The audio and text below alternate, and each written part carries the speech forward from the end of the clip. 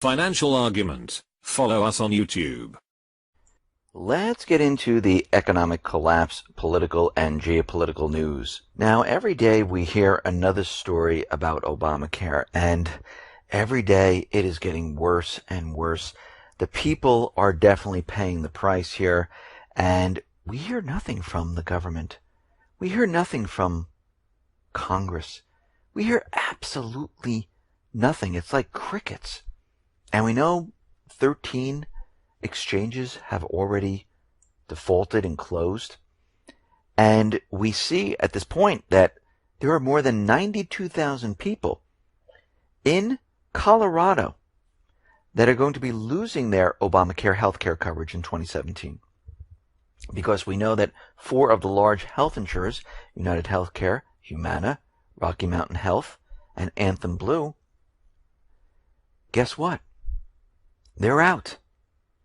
And they will not be offering individual plans or reducing offers in 2017, leaving individuals scrambling to find another plan. This entire healthcare system they set up was a disaster from the beginning. It is still a disaster, and it is getting worse. And at this point, I think the people of the United States should stand up and say, okay, we've had enough of this. It's time to get rid of this. Let's get rid of the penalties and the taxes. Let's get rid of all of this because it is not working. Actually, Congress should be sitting there going, this doesn't work. It's time to remove it. We need to go back or do something completely different. But of course, we're not hearing much. And I'm not talking about, oh, you know what, I have a better plan and let's go with this plan, which is pretty much the same thing but wrapped up in a different package. And as we know, as Obamacare started, this was never a benefit to the people. And we continually get proof of this every single day.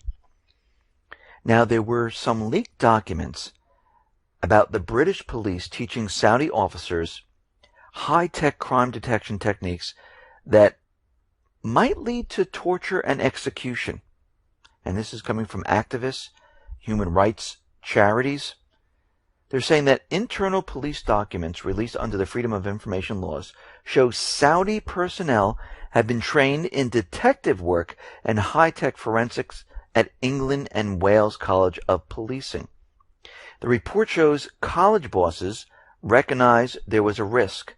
The skills being trained are used to identify individuals who later go on to be tortured or subjected to other human rights abuses. And we start to realize that many of the private West Central Bank countries, they're involved in this type of activity where they have these countries, or they have a country where they have regime change, and they use torture as a device to keep the people in line.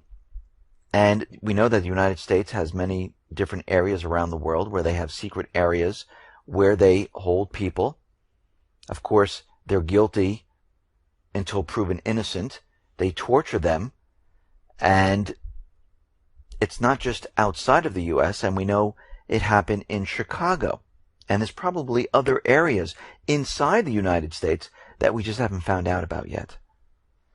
Now, something very interesting about the sanctions with Russia. The American government is pushing for more sanctions against Russia. And what is happening here is the U.S. wants to extend the sanctions and add a couple of more. And then we have Assistant Secretary, Bureau of European and Eurasian Affairs, Victoria Nuland. She is at the Senate Foreign Relations Committee and trying to convince countries that we need these sanctions. We need to band together. We need to add some more. And very interestingly, in France, the French Senate has voted in favor of a resolution designed to lift EU-imposed sanctions which they placed on Russia back in 2014. And the proposal calls for a gradual relief. And there was a huge majority of senators, 302, voted for the move, and 16 were against it. Now, the U.S. is going to dispatch an envoy, which I believe they already did, to keep the EU in line and keep them together on Russian sanctions. So when we look at this situation right now, France might be a target for another terror attack. Because right now, they want to lift the sanctions on Russia. We know that the U.S. cannot have this. They cannot have the rest of the EU countries say, okay, let's join in with France and remove the sanctions on Russia. This would destroy their plan. So we've been hearing all this information about terrorism, how not to travel in Europe, and we're starting to get a clear picture of what is going on here. Because of what is happening in the EU, because of France saying, listen, we don't want these sanctions, it is hurting our economy, France at this point might be a prime target for the next terror attack. And we're going to have to watch this situation very, very closely.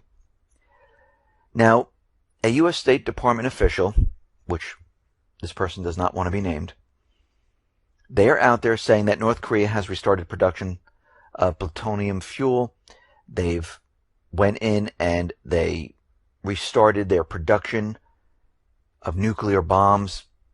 And the proof they have is, we suspect this. That's the proof. They have no other proof whatsoever. They just think this is what North Korea is doing. Now, this is all part of the propaganda because they want everyone to believe that North Korea is going to be the loose cannon. Now, they're trying to push North Korea into becoming the loose cannon where they can say, look what they just did. We need to go to war.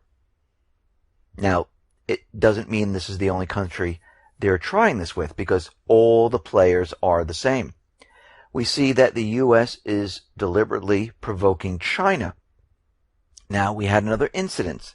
A U.S. Air Force RC-135 reconnaissance plane was again intercepted by two Chinese J-10 fighter planes during a routine patrol in international airspace very close to the border of China. Now, the U.S. is out there saying that the intercept was done in an unsafe manner, and China is saying absolutely not. This is not true whatsoever. The U.S. is using this to hype up the situation, which I kind of agree because we've seen this before where the U.S.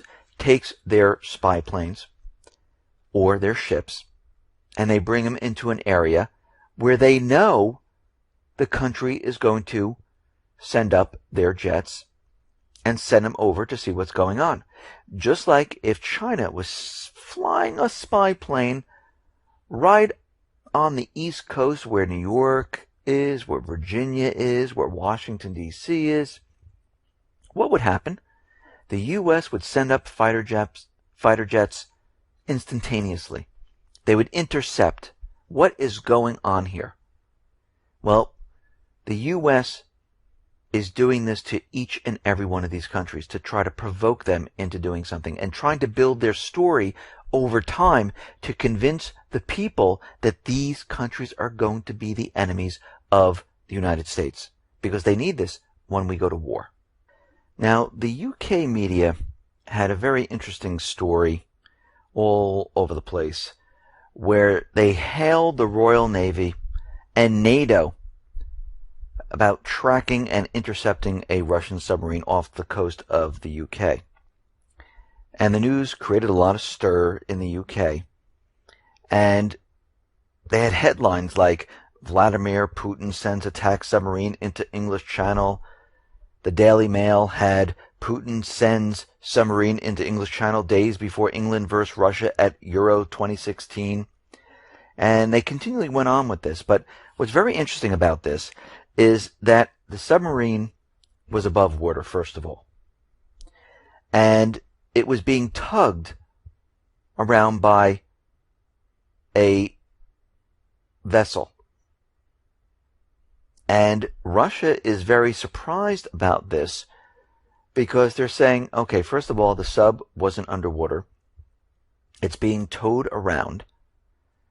And it took the Royal Navy and NATO allies to find this sub. It seems a little ridiculous, but this was used as a propaganda stunt to make it seem like there are continuous Russian subs coming into this area. And most of these type of stories turn out to be pure propaganda, and the private Western Central Bank countries love to use this. Now the question is, why are they doing this? Well, they need to prepare the people. They need for the people to understand that Russia, China, North Korea, Iran, Syria, many of the BRIC nations, these are the enemies that we'll be going to war with. Now, the United States looks to increase the pace of joint exercises with the Georgian military. And we can see right now they're going to be bringing in military assets and military troops into this area. But they say, don't worry, they're not going to be permanent. Well, we know when they say they're not going to be permanent, what they're going to do is they're going to bring in temporary troops, and there'll be no expiration date, or they will bring in troops and rotate them in this area. So when you look at this, they're permanent. But they use this type of doublespeak to make everyone believe that, no, we're not putting permanent troops here. We're just rotating troops around, or these are temporary, but we have no expiration date ever. Now, out in Turkey, we see the lawmakers in Turkey. They are now subject to prosecution after a bill allowing criminal charges to be brought against legislators was signed by President Erdogan. They no longer have immunity. And we see that Erdogan is going to be going after these people. Now, of course, this new law is a violation of free speech. And he's going after certain parties like the Kurds, like the Kurdistan Workers' Party, because he believes that these are terrorist organizations. Now, of course, leaders that take different parties and say these are terrorists, these are the parties that they are most afraid of. They are threatened by them, and they need to get rid of them. And sometimes it's a little difficult just to come out and wipe them out, so they use other methods where they can get them, imprison them, and keep them away from removing their authority. And this is exactly what's happening in Turkey. Now we see the USS Dwight Eisenhower and their strike group. That ship has now entered the Mediterranean. And we see that they're going to be joining the USS Harry S. Truman in this area. And we can see that along with the aircraft carrier, there's a guided missile cruiser, there's destroyers, and they're saying that all this is to go after the Islamic State. Now, what's amazing is that the Islamic State is continually being reduced in size by Russia. And we know that the United States government central bankers, along with Turkey, Saudi Arabia, Qatar, they have been airlifting the Islamic State out of the region, bringing them over to Libya, bringing them over to Lebanon. But at this point, we see that they have brought another aircraft carrier into this area, and they're trying to use it as they're going after the Islamic State. Now, the Islamic State has been losing a huge amount of territory. Why at this point would they bring in another ship like this? If the Islamic State is losing territory, their forces have been cut in half. We see at this time that they're preparing for something completely different. They're preparing for some type of offensive to back the moderate rebels, to back Al-Qaeda, to back al-Nusra. This is why everything that we've been looking at, the missile setup on the border of Turkey, the U.S. coming in and helping Turkey put up surveillance on the border, the building of bases, the military assets that have been flowing in. And we see right now is that the U.S. and Turkey, they need to defend the corridor, the Azaz corridor leading to Aleppo. And if they can't hold that, and the Syrian armed forces and Russia capture this area, the flow of military assets, the flow of terrorist groups coming into Syria is going to stop. And this is going to put the United States into a corner. And this is going to be a major, major problem. And we see already there's a huge buildup of terrorist organizations in Aleppo. And they're continually bringing in more and more military assets, because what we're seeing right now, this is the preparation for what is about to come. And we see right now that everything is starting to build. Israel is flying into Syria right now, and they hit a military base in Homs because they're doing whatever they possibly can to set everything up for what is coming. Because you have to remember, the coalition forces, they've been preparing, getting ready for what is coming most likely in August. So all indicators right now are still on track. Nothing has changed up to this point. We see that Syria, Russia, and Iran, they're having a meeting tomorrow about the situation in Syria. So they're looking at the situation. They're seeing military assets being moved in. They're seeing new ships arrive. We know that NATO, Germany, the other coalition forces all have ships around this area. Of course, they're using the excuse that they're helping the refugees, but they're there on purpose so they can use them later on. They're very close to the situation of Libya, of Syria, of the entire area, and they can have these ships in where they need them in a matter of moments. And we can see right now that all of this is being prepared. Now, to get this off the ground, most likely they're going to need some type of an event. We see that there are reports coming out, and this is mostly propaganda, to scare everyone, to let everyone know that this is coming, where the Islamic State has kill lists of thousands of Americans. We're also getting a report, which I find very interesting, is that a large number of Islamic State militants have already been trained for suicide attacks with chemical bombs. And they're saying that the Islamic State has already equipped these people, they already have the chemical bombs, and they fear they're going to be using them in Iraq and Syria. Or maybe some other country, we don't know for sure. Now, if they do this, this could be an event where the U.S. says, okay, enough's enough, they're using chemical weapons, and they could use this as an event to say, we're going into Syria, we're going into Iraq full-fledged to stop this. Because now they're killing people using these dangerous chemical weapons. Now, of course, as we know, this was a complete setup by the U.S. government central bankers and the coalition forces to convince everyone this is what they're going to do. We also have to remember that France most likely is ripe for a terrorist attack. So we might see events occur in many different places at once. Because what we're seeing right now is DHS, they are preparing very hard right now for something that is coming. Now, what is that? Well, a recent report which was released says that the Department of Homeland Security and Emergency Management Command Center has been monitoring metro and area roads. Now, they're saying this could be for a natural disaster or a terrorist attack if something should happen in a city. They're setting up evacuation routes. And they're saying we are working on a plan where we can get people out of the city very, very quickly and control the traffic. This is very interesting. And during this time period, they will control all security cameras in different areas of the cities.